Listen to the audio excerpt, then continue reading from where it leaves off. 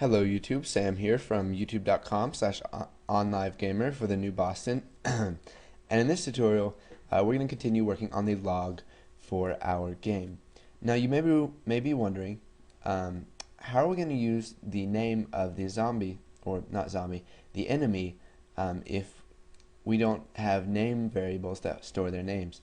So what we can do is, let's come into each class. We'll do public string name as string, and we'll set it equal to zombie. Now there is one problem with this. This would seem like a simple solution, but if we come over here to form1.vb, form1.vb, you can see that current enemy is of type enemy, and so anything that current enemy can do, enemy should be able to do too. So if we're calling a current enemy function here, or a method, or a variable, enemy has to contain that variable. So come over here and we'll get rid of this. That's not needed. So we'll do public string name as string. And you can ignore that thing I was just deleted, because I was just experimenting with the code. So we've got public string name as string. So now we can come in here. You can see that we get a message that says it conflicts with string name in enemy. So in order to get rid of that, instead of redeclaring string name, we can just go ahead and set that equal to a value. So it's going to be zombie.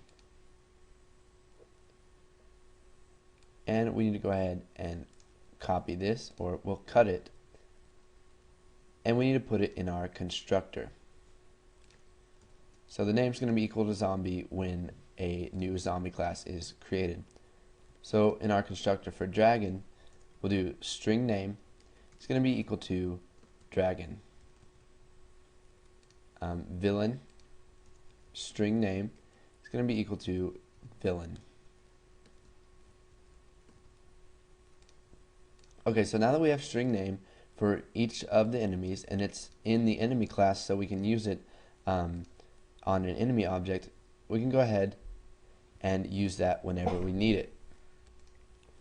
Okay, so now that we've got all this working, we've created our damage arrays.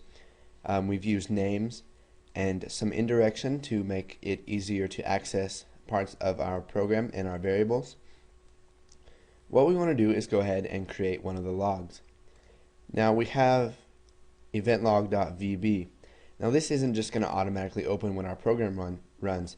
We have to tell it to open, because form1.vb is the form that is run by default, and no other forms will run. So we need to come into form1.vb, and whenever it loads, we need to create a new log. So we'll just declare one of those.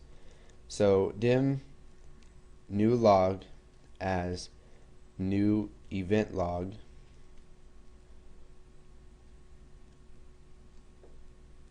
and we need to do event log VB. Now it looks like we lucked out here, because there's already an event log built into Visual Basic, so we did event log VB. So after that's done, what we need to do is type new log dot show, so it will show us our new log.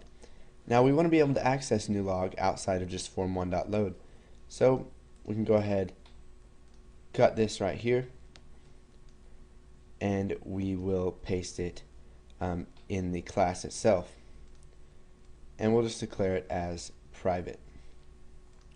So now that we have new log and it shows when it's open, let's go ahead and add some stuff to the log.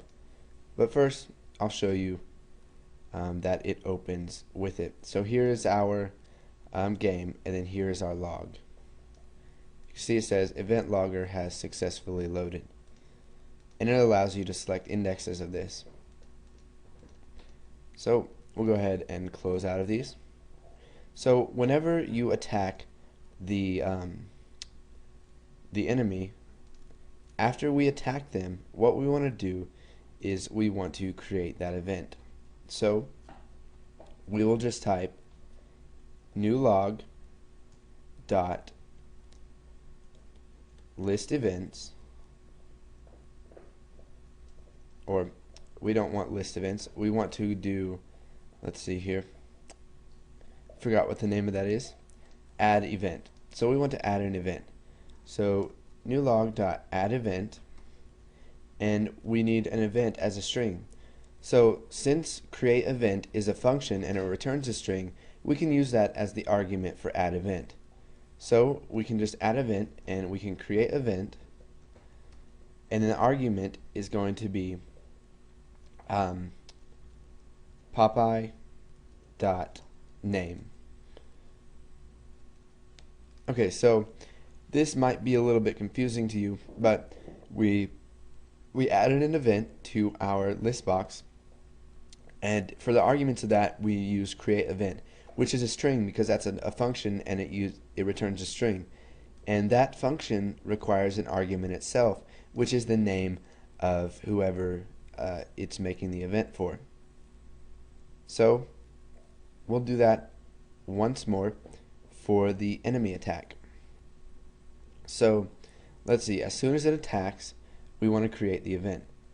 But first we have to type new log.add event, and then we want to create an event. So create event, and then we'll do current enemy dot name, or string name. So it's going to create an event based on their name, and it's going to pass that to the add event method in new log. So hopefully we won't get any errors from this. Okay, so here's our game, and I'll just drag the log over here, and if we attack, looks like we got an error here. Okay, so we got a bit of an error there, and I'll tell you why. So whenever Popeye, it adds the log for Popeye, it says hero.attack damage, which is an array of integers, and it uses at index of attack num. Now we can't put an integer into a string, an argument that takes a string, or returning as a string, we can't put an integer in there. So we need to convert that to a string. So this is going to be the number, this is going to be the damage that is returned, which will be an integer, and then we just convert that integer to a string. So we'll do that once more for this one. So current enemy for the attack damage dot to string. So we've converted each of those to a string. Now we'll go ahead and try this one more time. And it says event logger has successfully loaded, and then we can go ahead and attack, and you can see that it says Popeye has used kick for 10 damage, and then zombie has used punch for 10 damage. And let's just use spinach. Now you can see that it says 10 damage right in here. We haven't accounted for in case Popeye uses spinach, and we're going to be learning about that in the next tutorial. See, Popeye uses kick for 10 damage, and then he uses 5. Let's try to get Popeye to use anchor throw. Aha. Popeye has used anchor throw for 15 damage. So what this does is it just logs everything that happens each time one of the users attacks or gets attacked. So we'll go ahead and close out of that. So go ahead and put this code in if you haven't already. Then once you've done that, if you don't understand it, leave some comments. I'll try to answer any questions for you. And then after that, move on to the next tutorial.